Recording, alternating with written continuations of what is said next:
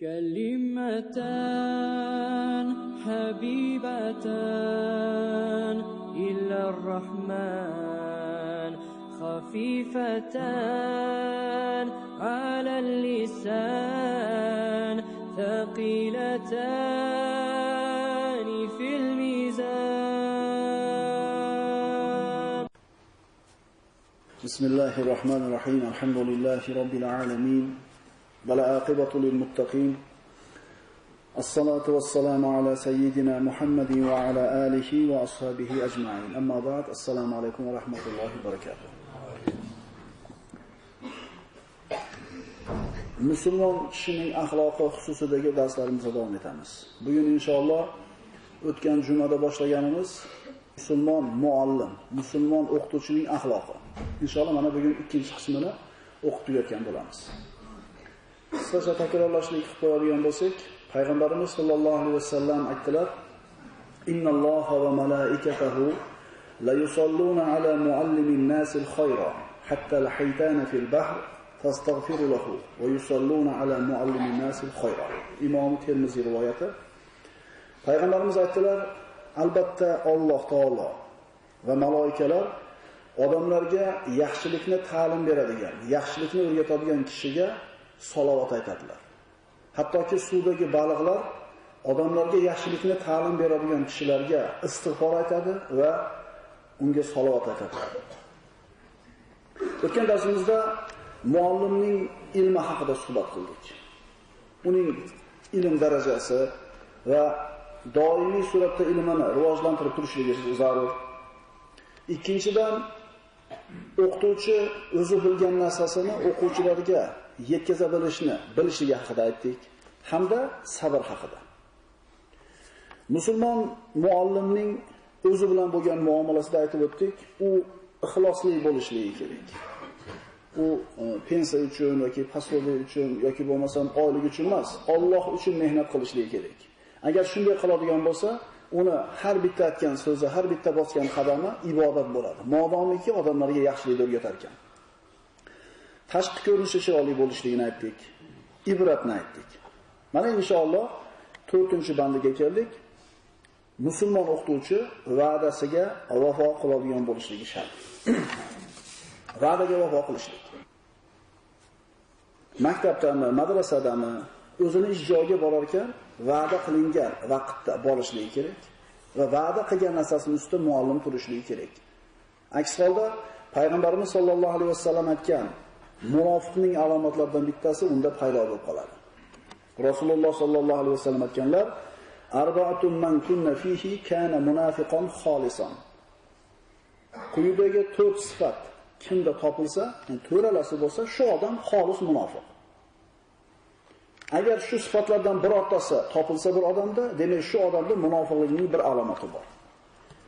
Va'da bersa bajarmaydi, omonat qo'yilsa xiyonat qiladi, birov bilan arazlashib qoladigan bo'lsa, ochiq dushmanchilikka o'tadi, agar ahdlashsa, kelishsa xiyonat qiladi. Yana bir rivoyatda gapirsa yolg'on gapiradi deydi. Modomiki muallim ta'lim berar ekan, u ibrat bo'lishiga kerak. Endi ibrat bo'ladigan odam va'dasiga vafo qilishiga kerak. Chunki bu musulmon muallimning, musulmon o'qituvchining axloqi. 5-si tilni tiyishlik. Musulmon sifatida, musulmon muallim sifatida o'qituvchi tilni saqlashligi kerak. Chunki beadab gapirishlik, g'iybat, shikoyat, chaqimchilik qilishlik bu kim bo'lishidan qat'iy nazar musulmon odamga harom bo'lgan narsa va xususan muallimga harom bu narsa. Chunki undan o'rganadi. Alloh taolo Qur'onda aytadi: "Va la taqfu ma laysa laka bihi ilm. Innas sam'a wal basara wal fuada kullu ulaika kana anhu mas'ula." Ey inson, o'zing aniq bilmagan narsaga ergashma. Chunki quloq, ko'z, dil bularning barchasi to'g'risida har bir inson mas'ul bo'lur. Ya'ni eshitganiga, gapirganiga, ko'rganiga qiyomat kunida inson javobgar bo'ladi. Ma yalfidu min qawlin illa ladayhi raqibun atid. U biron so'z talaffuz qilmas, magar talaffuz qilsa, uning oldida hozir va nozir bo'lgan bir kuzatuvchi bor. Ya'ni farishta borki, undan chiqqan har bitta so'z yozib turadi. Bu kalamu ibn Adam alayhi la lahu deganlar payg'ambarimiz sollallohu alayhi vasallam. Odam bolasini og'zidan chiqqan gap uni foydasiga emas, zarariga bo'ladi. Qanaqa so'z chiqishidan hatto nazar zarariga bo'ladi. Faqat degan payg'ambarimiz amri ma'ruf bo'lsa, Allohning zikri bo'lsa, Qur'on tilovati bo'lsa bu foydasiga. Endi bir kunda og'zimizdan chiqadigan so'z bilan bir hisob kitob qiladigan bo'lsak, qanchasi zikr, qanchasi Qur'on, qanchasi amri ma'ruf va qanchasi boshqa narsa. Ana shu uchalasidan boshqa har bir so'zimiz qiyomat kunida siz bilan bizning zararimizga hujjat bo'ladi. Endi musulmon o'qituvchi xususan ehtiyot bo'lishligi kerak bo'ladi. Payg'ambarimiz sollallohu alayhi vasallam Muoz ibn Jabal roziyallohu anhu ga nasihat qilar ekan aytadilar: "Kuffa alayka hada aw amsik alayka hada." Mana buni tiy dedi payg'ambarimiz. Yoki mana buni saqla dedi-da tilini ushladi. Muoz ibn Jabal aytdilar: "Biz gapirgan gapimizga ham hali javob beramizmi?" dedi. Shunda payg'ambarimiz sollallohu alayhi vasallam aytdilar: "Ey Muoz, onangiz sizni yo'qotib qo'yib yig'lasin. Insonlarni jahannamga uloqtiradigan narsa tillarining hosilasi emasmi? Insonlarni jahannamga ko'prog'i tili sabab tushib ketadi. Tili sabab tushib ketadi. Shuning uchun musulmon o'qituvchi tiliga juda ham hushyor bo'lishligi kerak bo'ladi." Keyingi hadis ayni mana shu tilga taalluqli bo'lgan hadis. Rasululloh aytadilar: "Man yazmanu li ma bayna lihiyaihi va ma bayna fakhidayhi azmanu lahu al-jannah." Kim menga ikki soqoli va ikki soni o'rtasidagi a'zolarni tiyishligini, kafilligini bersa, ikki a'zosini tiyishligini, kafilligini bersa, men unga jannatni kafilligini beraman. Inson tiliga ehtiyot bo'lsa, farjiga ehtiyot bo'lsa, payg'ambarimiz sollallohu alayhi vasallam jannatni kafilligini beraman deydi. 6-si g'iybat va chaqimchilikdan ehtiyot bo'lishlik. Muallimlar o'zlari biladi. Darsni tugatib o'qituvchilar xonasiga chiqqanidan keyin xullas o'zlari bilishadi. Mana shu narsadan hushyor bo'lishlik kerak. Chunki Alloh taolo Qur'onda "Vala yaqtab ba'dukum ba'da" biringlarni g'iybat qilmanglar degan. Alloh taolo oyat karimada shunday aytayapti: ayrimlaringlarni g'iybat qilmanglar. Davomini qarang. Alloh aytadi: "Sizlardan biron kishi o'zining o'lgan birodarining go'shtini yeyishni yaxshi ko'rurmi?" Kim o'zini o'lgan birodarining go'shtini yeyishni yaxshi ko'radi? Ana, yomon ko'rdingizmi? Bas gunohligi bundan ham og'irroq bo'lgan g'iybatni yomon ko'ringiz. Allohdan qo'rqing, albatta Alloh tavbalarni qabul qiluvchi bo'lgan mehribondir. G'iybatdan biz hammamiz ehtiyot bo'lishimiz kerak va xususan muallimlar. Wala tuti' kull halafin mahin hammazin mashsha'in binamin. Ey Muhammad, yana siz har bir tuban qasamxo'r, g'iybatchi va gap tashuvchiga itoat qilmang. Biz nimaga muallimni ishini bunchalik muhim deb aytyapmiz? Faraz qilinglar. Bir maktabda 100 ta o'qituvchi bor. Shu 100 ta o'qituvchi boring 2000 ta bolaga ta'lim bersin.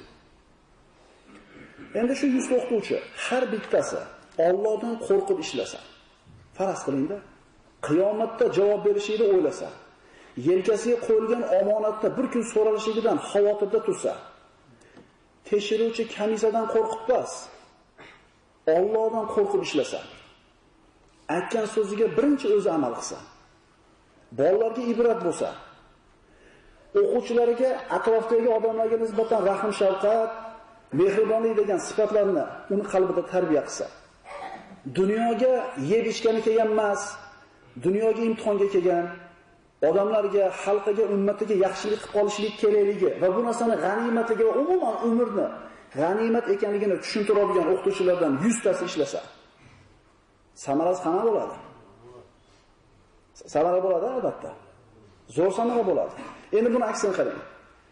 Agar bir o'qituvchi bo'lsa, yelkasidagi mas'uliyatni tushunmasa, qiyomatda omonatligi, buni hisob kitobini bilmasa, Bolalar o'zi umuman qiziqmay qo'ydi, o'qishga deb turib tashab qo'ysa, oyligim oz, oyligimga yarasha ishlayapman deb turib beparvo bo'lsa, darsni soat o'tkazishlik uchun o'tadigan bo'lsa, aytganiga amal qilmasdan yoshlarga ibrat bo'lmayotgan bo'lsa, o'zini gapirayotgan gapi bitta vodiyda, hayotda qilayotgan ishini qilsang ikkinchi adirda. Bunaqa o'qituvchilarga ham qilgan ishining samarasi bo'ladi. Bo'ladi. Boshqacharoq bo'ladi samarasi. Esimizdan chiqmasin, dunyoda yashab o'tgan ulug' insonlarni qarang-da. Qo'mondonmi, siyosatchimi, sarkardami, kashfiyotchimi, olimmi, hammasi muallimlarning qo'lidan o'tgan. To'g'rimi? Ana shu muallimlar bu bolalardagi qobiliyatni, layoqatni ko'rganda shu qobiliyatini, iste'dodini ko'tarilishiga yordam bergan, ko'nvormagan. O'sha ustozlari, o'sha muallimlari bu insonlarni buyuk inson bo'lishlikka yo'lab olgan. Bizning bolalarimizdan shu qobiliyat bor. Faqat shuni yo'laydigan ustozlar kerak. Chunki qiyomatda javob beriladi. Muallimni, o'qituvchini yelkasida juda katta omonat bor. Chunki bu ummatda ertangi kunni tarbiya qilyapti bular. Payg'ambarimiz sollallohu alayhi vasallam Imom Muslimning sahihlarida keltirgan hadisda so'raydilar. Atadruna mal g'iba? G'iba nima? Bilasizlarmi? Sahobalar Alloh va Rasuli biluvchilar deb javob berishdi. Nabiy sollallohu alayhi vasallam aytdilar, g'iybat birodaringni u yoqtirmaydigan narsa bilan, so'z bilan eslashing. Bir so'z bilan eslaysiz, bir so'zni gapirasiz, shu birodaringizga yoqmaydi bu narsa. Sahobalar aytishdiki, ya Rasululloh, agar biz aytayotgan sifat yoki so'z shu birodarimizda bo'lsa-chi dedi. Payg'ambarimiz aytdilar, sen aytayotgan sifat unda bor bo'lsa, shunda g'iybat qilding. Agar unda yo'q sifatni unga nisbat qilgan bo'lsang, sen unga bo'xton qilding dedi. Demak, g'iybat bo'lmasligi uchun biz gapirayotgan gapimiz faqatgina yaxshi gap bo'lsa, shunda g'iybat emas. Ana uzunmo, kaltamo, semizmo, oriq dedimi? Yoqmaydimi shu gap narigi odamga? Demak, shu narsa g'iybat bo'laverar. Endi g'iybat shu ekan, chaqinchilik nima? Namima nima? Namima ikkita odamning o'rtasida kelishmovchilik paydo bo'lishiga sabab bo'ladigan. Ikkita odamni urushtirib qo'yadigan gapni ko'tarib yurishlik bu chaqinchilik bo'ladi. G'iybatchi, chaqinchi odam jannatga kirmaydi. Keyingi bandi ilm sadaqasi. Muallim ham sadaqa qilish kerak. Muallimning o'zi oyligi qancha-yu? Undan sadaqa so'raysalar, muallim nima sadaqa qiladi? Alloh aytadi: "Qul li ibadiyallazina amanu yuqimus-solata va yunfiqu mimma razaqnahum." Ey Muhammad, iymon keltirgan bandalarimga ayting, namozni to'kis ado qilsinlar, hamda biz ularga rizq qilib bergan narsalardan infoq, ihson qilsinlar. Muallimda nima bor? Alloh taolo nima bilan rizqlantirdi muallimni, o'qituvchini, mudarrisni? Ilm bilanmi? Ayni mana shu Alloh boshqalarga bermagan, lekin senga bergan ilm degan rizqni odamlarga tarqatishing, sadaqa qilishing kerak. Biz deganda sadaqa deganda faqatgina nimani tushunamiz? Pulni tushunamiz. Kiyim-kechakda yemoq-ichmoqni tushunamiz. Yo'q, unaqa emas. Bir usta o'zini shogirdlariga hunarni yaxshi o'rgatayotgan bo'lsa, demak bu odam sadaqa qilyapti. Sadaqaning ma'nosi keng. Endi muallimning sadaqasi nima? Unga berilgan ilmni odamlarga yetkazish edi. Masalan, ayrim ota-onalar farzandlarini alohida bir xususiy dars olishini xohlaydi-da, muallimni yollaydi. Alohida xizmat haqqi beriladi, 3 tamda 4 tamda alohida o'qitadi. Muallim ana shu qo'shimcha dars o'qimoqchi, lekin qo'lida imkoniyati yo'q o'quvchilarga sadaqa qilsa, yarim pulni olib o'qitsa sadaqa shu. Imkoniyati ozroq bo'lgan bolalardan ehtimol pulini olmasdan yoki olsa ham yarmini olib xususiy o'qiyotganlarga qo'shib qo'ysa, mana shu sadaqa bo'laveradi. Imkoniyati bormi? Muallim birodarlar bor. Demak, sadaqa qilaylik. Undan tashqari, nimani infoq qilsak, ayni shu narsamiz ko'payadi. Alloh yo'lida pul sarflasangiz, pulingiz ko'payadi. Vaqtingizni sarflaysiz, vaqtingizga Alloh baraka beradi. Umringizni sarflaysiz, umringizga baraka beradi. Ilmingizni sarflaysiz, Alloh sizning ilmingizga baraka beradi. Ilmingizni o'sishini xohlaysizmi? Sadaqa qiling. Alloh taolo hadis qudusiyda shunday marhamat qiladi. Ya ibn Adam, anfiq unfiq alayk. Ey odam bolasi, infoq qil, men ham senga infoq qilaman. Boyagi so'zimizga dalilda bu. Men yo'limdan nimani bersam, men senga shu narsani ziyoda qilaman. Payg'ambarimiz sollallohu alayhi vasallam aytadilar hadisda: "Ma min yawmin yusbihu al-ibadu fihi illa malakan yanzilan." Odamlar tong ottiradi. Har tongda ikkita farishta osmondan tushadi-da, ikkalasi ham duo qilib turadi. Biri aytadi: "Allohumma ati kulli munfiqin khalfan." Yaqulu al-akhar: "Allohumma ati kulli mumsikin talafan." Har bir infoq qiluvchini to'ldir deydi bittasi. Nimani bergan bo'lsa, shu narsani o'rnini to'ldir deydi bittasi. Ikkinchisi aytadi: "Har bir mumsikka talofat yetkaz." Mumsiklik bilan bir narsa ko'paymaydi. Agar buni aksi infoq qilsa ko'payadi. Bu faqat o'qituvchilarga emas, hammaga tegishli bo'lgan narsa. Shuning uchun sadaqa qilib, ihson qilib puli kamib qolgan emas. Payg'ambarimiz qasam ichib aytadilar: "Allohga qasam, qilgan sadaqanglar molinglarni ozaytirib qo'ymaydi" deydi.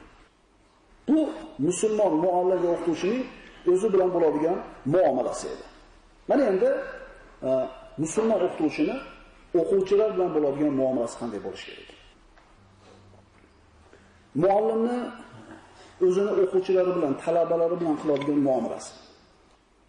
Qaniydi muallim bilan talaba aka-ukadek, ota-boladek bo'lib ketsa. Bir-biriga xuddi bir eng yaqin birodaridek, eng yaqin aka-ukasidek muomala qilsa, bir-biriga suyana olasa, zo'r bo'lar edi. Zo'r bo'lar edi. Agar muallim qalbini ochib, bolalari bilan boyga aytayotganda o'quvchilar bilan birodar bo'ladigan bo'lsa, bu bola o'qituvchisini hurmat qiladi. O'zlariga ibrat deb biladi. Har bitta gapirgan gapiga quloq soladi. Odatda bolalar otasi bilan ko'proq bo'ladimi vaqti o'tishi yo muallimi bilanmi? Demak, kim yaxshi bo'lsa, yaxshilikni o'rgansa ham, yomonlikni o'rgansa ham muallimini o'rganadi. Uyga kelsa otasi charchab kelgan bo'ladi, yo kelmagan bo'ladi, yo yotib uxlab olgan bo'ladi. Kimdan o'rganyapti bu narsani? Nimani o'rgansa ham ko'chadan o'rganyapti, muallimidan o'rganyapti. Demak, muallim, musulmon muallim o'zini o'quvchilar bilan birodardek, ota-boladek, aka-ukadek muomala qilishga intilishligi kerak. Ikkinchidan, ko'zini tiyish. Bu o'ta bir muhim masala. Ko'zni tiyish. Men o'qituvchiman, qanaqa qilib ko'zimni tiyaman?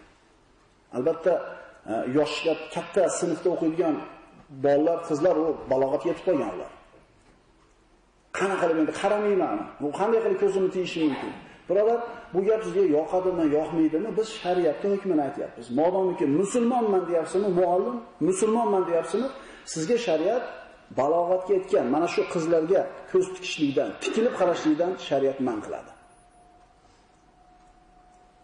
Biz musulmon axloq haqida gaplashyapmiz. Alloh taolay aytadi: "Qul lil mu'minina yaghuddu min absarihim." Ey Muhammad, mu'minlarga ayting, ko'zlarini tiysinlar. Biz bu gapimiz bilan o'qituvchi yomon odam, u bir fahsh qiladi deb yomon gumon qilmayapmiz. Biz faqat shariatning buyrug'ini aytib qo'yapmiz, xolos. Jarir ibn Abdulloh payg'ambarimizdan so'radi, roziyallohu anhu, to'satdan tushib qoladigan nazar haqida. Tushib qoladi odam ko'zi. Payg'ambarimiz aytdilar: "Isrif basaraka." Ko'zini olib qo'shing. Bir marta tushganiga gunohkor bo'lmaydi. Ko'zini olib qo'shdi, unga gunohkor bo'lmaydi. Ali roziyallohu anhuga aytadi payg'ambarimiz sollallohu alayhi vasallam: "La tudbi'in nazrata bin nazrati fa innaha daridu zina." Ey Ali, bir nazar ketidan boshqasini eshitmang. Zero u zinoning elchisidir. Masalan, bir qiz, o'quvchi qiz kelib bu narsa so'rasa, unga tikilib turib javob berish shart emas. Yonidagi bir boshqa odamga qarab, o'g'il bolaga qarab yoki bir umuman boshqa tomonga qarab javob berish ham mumkin. O'zi bilamiz buni, shunaqa mumkinligini. Tikilib qarashlikdan shariat man qiladi. Yana qaytib aytamiz. Biz faqat Shariatda hukmini aytib qo'yapmiz xolos. Ko'ziga ehtiyot bo'lsin musulmon o'qituvchi. Uchinchidan, talabalar, o'quvchilar orasida adolat qilish. Bir mavzuni bir marta tushuntirdi, hammaga bir xil yetkazildi, bo'ldi, adolat bo'ldi. Shundaymi? Adolat bo'lmadi. Chunki zehni zo'r bo'lgan bola bir martada tushundi, zehni o'rtacharoq odamga ikkinchi marta tushuntirish kerak. Zehni pastroqqa 3 marta tushuntirish kerak. Shunaqa qilmadingizmi? Adolat qilmadingiz, gunohkorsiz, siz zulm qildingiz. Chunki ikkinchi marta eshitishlik, takrorlab shu o'quvchini, zehni o'rtacharoq o'quvchini haqqi edi. Zulm nima? Zulm har bir haq egasini haqqini bermaslik. Zehni zo'rladi, haqqi bitta deydi. Bir marta tushuntirdingiz, bo'ldi ketdi. Zehni o'rtacharoq 2 marta eshitish kerak, uni haqqi. 2 marta qaytarmadingizmi, gunohkor bo'lasiz. Demak, adolat qilsin muallim o'quvchilarning o'rtasida. Chunki payg'ambarimiz aytganlar: "Iyyakum va-zulm fa inna zulma zulumat yawmal qiyamah." Zulmdan ehtiyot bo'linglar. Zero zulm qiyomat kunida zulmatlarga sabab bo'ladi. Demak, har bitta bolaning o'zini haqqini beraylik. Endi muallim birodarlarimiz o'zlari yaxshi biladi. O'qituvchi qanaqa qilib zulm qilishi mumkinligini, qolgan tafsilotlarni o'zlari tushunishib oladi. Alloh Qur'onda aytadi: "Innalloha ya'muru bil adli wal ihsani va ita'i zil qurba va yanha 'anil fahsha'i wal munkar wal baghi ya'izukum la'allakum tadhakkarun." Albatta Alloh adolatga, chiroyli amallar qilishga va qavmi qarindoshga yaxshilik qilishlikka buyurur, hamda buzuqlik, yomon ishlar va zo'ravonlikdan qaytarur. U zot shoyat, ibrat, eslatma olasizlar deb sizlarga nasihat qiladi.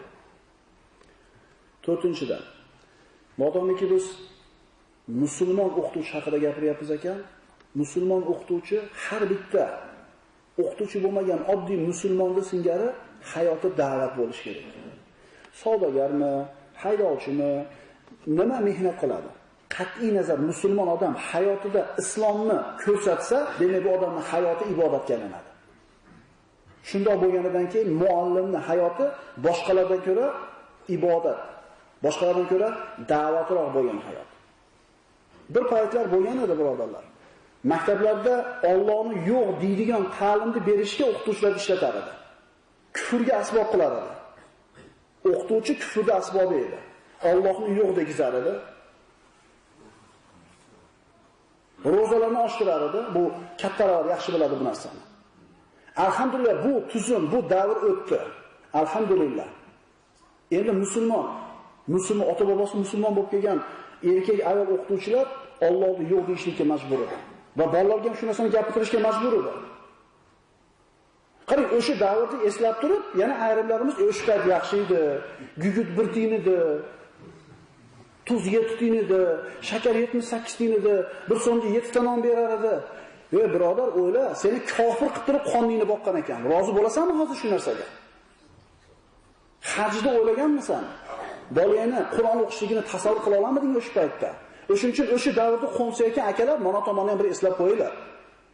Rizq Allohning qo'lida ekan. Ochimizdan o'lmayapmiz, alhamdulillah. U avvalgidan ko'ra tuzroq bo'lyapti hayot. Eng asosiysi iymon bilan. Musulmon o'qituvchi o'zini xatti-harakati bilan, gapirayotgan gapi bilan, qilayotgan ishi bilan bolalarni Allohdan qo'rqishlikka, omonatdor bo'lishlikka, xalqiga foydali bo'lishlikka tarbiya qiladigan odamlar. Faraz qiling, bir o'qituvchi zo'r dars o'tadi. Zo'r tayyorlanib keladi. Nima uchun? Allohdan qo'rqadi u. Vaqtida keladi, vaqtida ketadi. Nima uchun? Allohdan qo'rqadi-da u. O'quvchilar bilan zo'r muomalada va shikoyat ham qilmaydi oyligini ozligidan. Nima uchun shikoyat qilmaydi boshqalar qilganda? U musulmonda u. Allohdan qo'rqadi-da. Demak, musulmon o'qituvchi islom bilan yashashligi o'z-o'zidan nima bo'ladi? Da'vat bo'ladi. Pul olmaydi, nimaga olmaydi o'qituvchi? Agar mana shu biz aytayotgan o'qituvchi hayotda qilayotgan ishida Allohdan qo'rqib yashasa, bu kimga o'xshaydi? Va musulmonligi uchun shunday qilayotganligini aytsa, kimga o'xshaydi? Alloh aytadi: "Va man ahsanu qawlan mimman da'a ila Allohi va amila solihan va qala innani minal muslimin."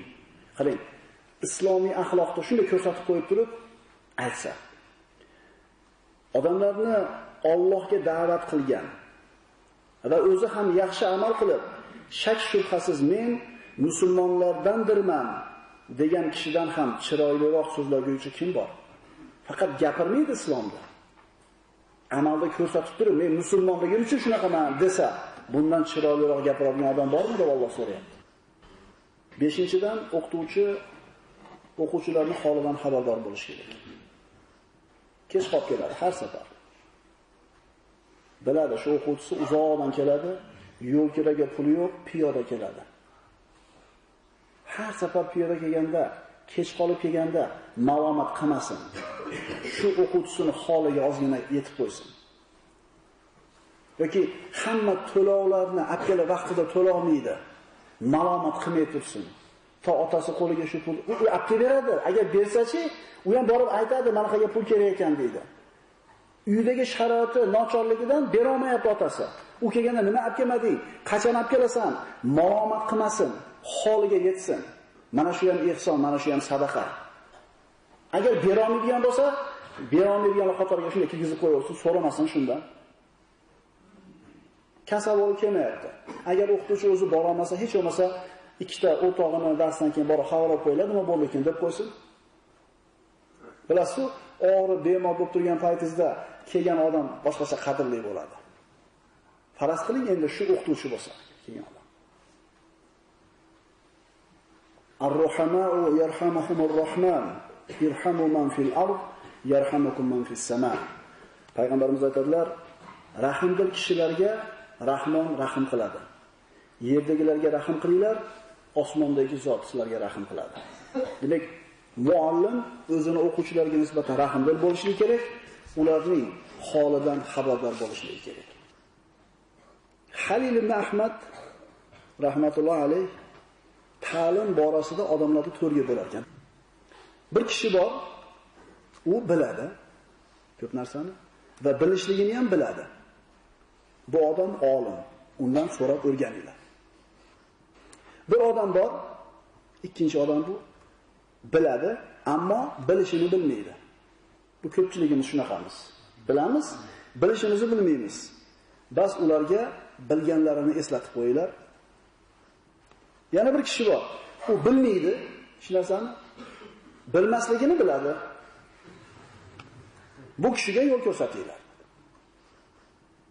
To'rtinchi odam, bir kishi bor, u hech narsani bilmaydi, bilmasligini ham bilmaydi.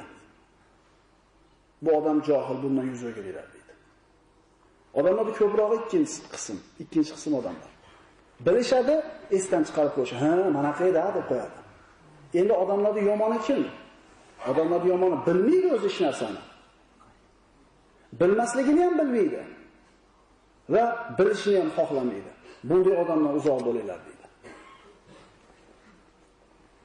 Xususiy dars berish. Agar bir o'quvchilar umumiy darsdan alohida yana xususiy ham dars olishligi uchun umumiy darsni eplab, chala-chulpa o'tkazib qo'yib, xususiy dars olayotganlarga komil dars berayotgan bo'lsa, bu odam harom amal qilyapti. Qaytarib aytaman. Umumiy darsda chala dars o'tadi, bolalar alohida kelib xususiy dars o'qishligi uchun va alohida kelib pul to'lashganidan keyin to'liq dars o'tadi. Bu odam harom ish qilyapti. Nima qilish kerak bu odam? Bu odam umumiy darsda komil qilib o'tib turib, alohida dars o'ting deb kelgan odamga aytish kerakki, men sinfda qaysi darsda o'tgan bo'lsam, shu darsni sizlarga ham aytaman. Alohida ilm bermayman. Faqat takrorlab berganim uchun, sizlarga vaqtimni sarf qilganim uchun menga to'laysizlar.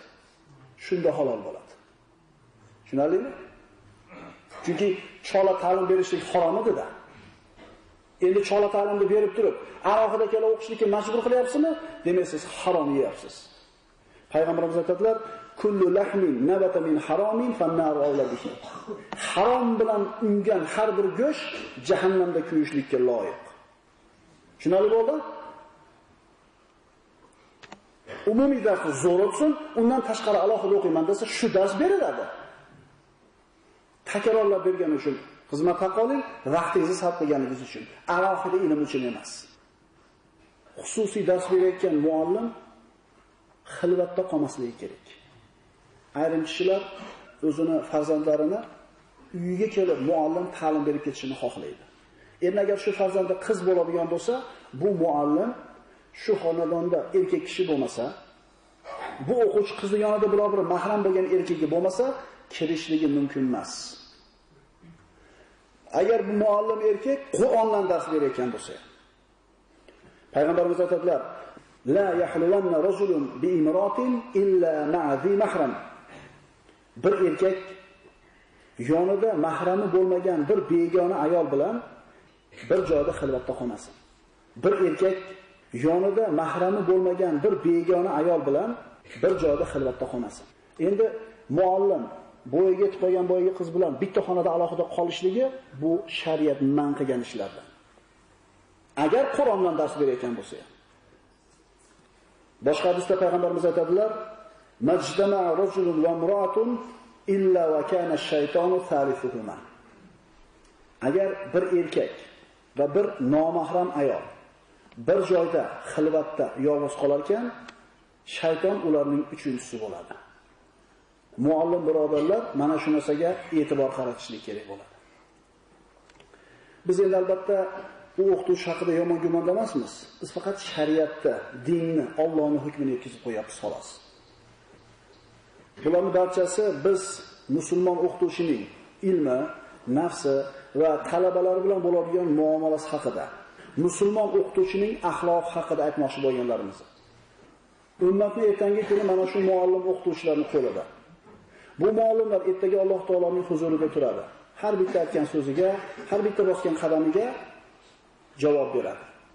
Alloh subhanahu va taolo barcha musulmon o'qituvchi, muallim, mudarris, aka-ukalarimizni, opa-singillarimizni qilayotgan ishini ibodat bo'lishiga o'ziga tavfiq bersin. O'zidan qo'rqib ishlaydigan bandalardan qilsin. Va siz bilan bizning farzandlarimiz ana shularning qo'lida to'g'ri tarbiya olishlikka Alloh taolo tavfiq bergan bo'lsin. Aqulu qawli hada va astaghfirulloh li va lakum. Assalomu alaykum va rahmatullohi va